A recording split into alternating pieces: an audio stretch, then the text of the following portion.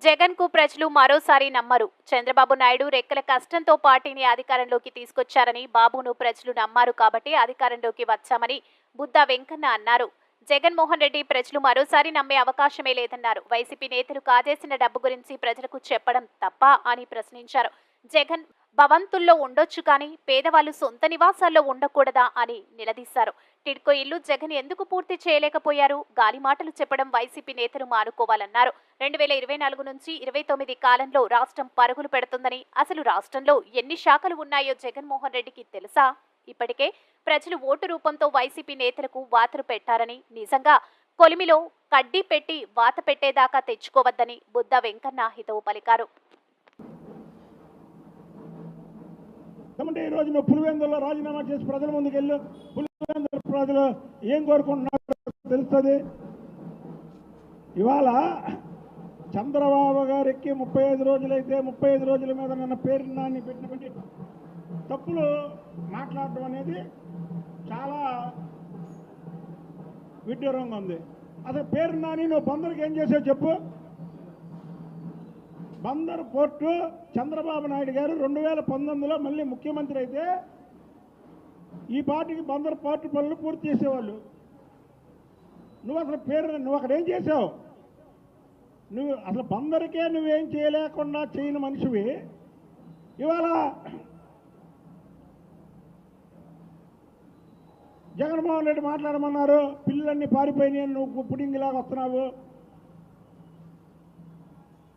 అమరావతి పూర్తి చేస్తాడు చంద్రబాబు గారు, దాంట్లో రెండో క్వశ్చనే లేదు. పోలవరం పూర్తి చేస్తాడు. మచిలీపట్నంలో 70,000 కోట్లతో బీపీసీఎల్ రిఫైనరీ తీసుకొస్తున్నాం. దాని గురించి మాట్లాడు. నేను ఇక నువ్వు జగన్మోహన్ రెడ్డికి అంత బాగా ఓడినా నీకే పదవి రాదు. ఎందుకు రాదంటే జగన్మోహన్ రెడ్డి మళ్ళీ అధికారంలోకి రావడం అనేది కళ.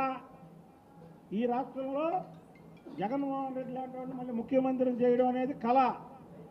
మీరేదో అనుకుంటున్నారు చంద్రబాబు నాయుడు గారికి 23 సీట్లు వచ్చినాయి కదా, మళ్ళీ చంద్రబాబు నాయుడు గారు 2024లో ముఖ్యమంత్రి అయిపోయాడు కదా, అలాగే రేపు మనకు కూడా అవకాశం వస్తుందేమో అని పగటి కళ్ళకు అంటున్నారేమో. పగటి కళ్ళలాగే ఉంటాయి. చంద్రబాబు నాయుడు అనే వ్యక్తి లేచేయండి. ఈ ఆంధ్రప్రదేశ్లో పడి లేచిన కెరటం చంద్రబాబు నాయుడు గారు. పడి లేచిన కెరటం అంటారు చూసారా, మీరే అన్నారు 23 సీట్లు వచ్చినాయి తెలుగుదేశం అయిపోయిందని. మా పార్టీలోనే చాలామంది అనుభవించిన వాళ్ళు పోయారు. 23 సీట్లు వచ్చినాయి తెలుగుదేశం లేదని. చంద్రబాబు నాయుడు గారు రెక్కల కష్టంతో మళ్ళీ ఈరోజు రాష్ట్రంలో అధికారాన్ని తీసుకొచ్చాడు. ప్రజలు చంద్రబాబు నాయుడు గారిని నమ్ముతారు.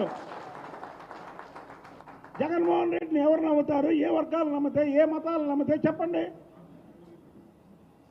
పలానా వాళ్ళు నమ్ముతారు, మళ్ళీ జగన్మోహన్ రెడ్డికి అధికారం ఇస్తారని ఒక్క మనిషి ఒక్క పేరు చెప్పండి. మీరా చంద్రబాబు గారిని విమర్శించేది?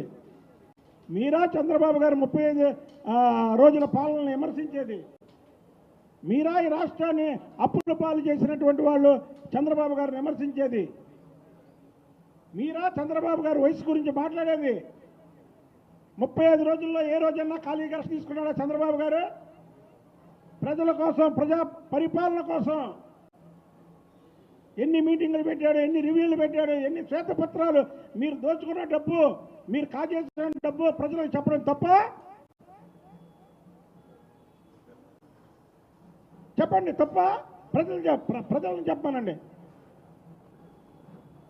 ప్రజాధనాన్ని దోచుకుని శ్వేతపత్రాలు రిలీజ్ చేస్తుంటే అసలుకి ఎలక్ట్రిసిటీ 9,000 కోట్ల రూపాయలు వాడకుండా కట్టారు. ఎవడప్ప సొమ్ము? ప్రజల సొమ్ము. అది 9,000 కోట్లు.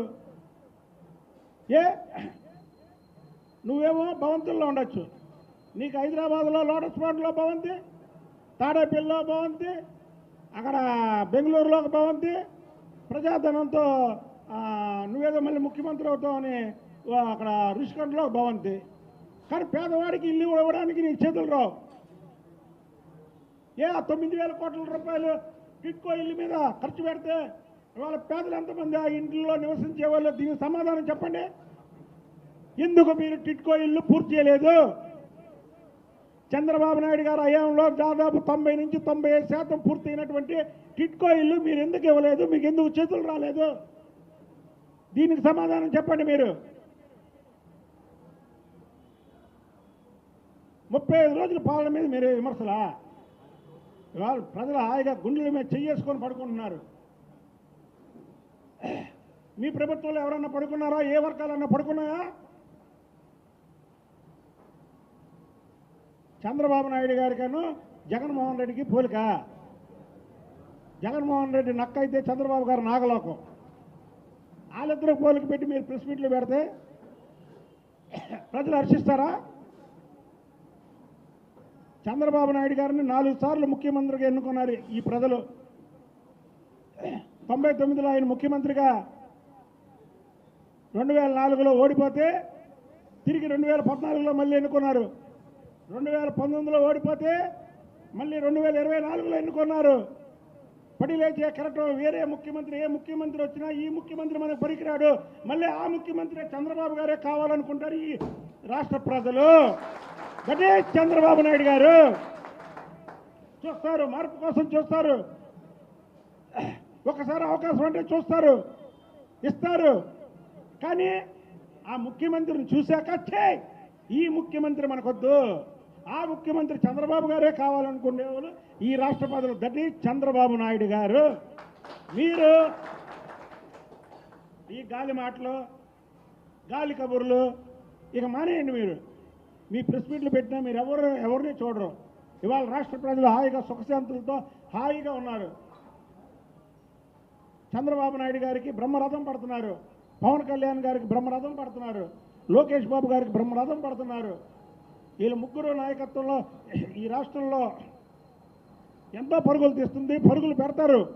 మీరు చూడండి, ఈ 2024 నుంచి 2029కి ఈ రాష్ట్ర రూపురేఖలే మారుతాయి. మీరు మాట్లాడేది తప్పుడు మాటలు మాట్లాడకండి. తప్పుడు మాటలు మాట్లాడి మీరు ఒకటని రెండు అనిపించుకోకండి.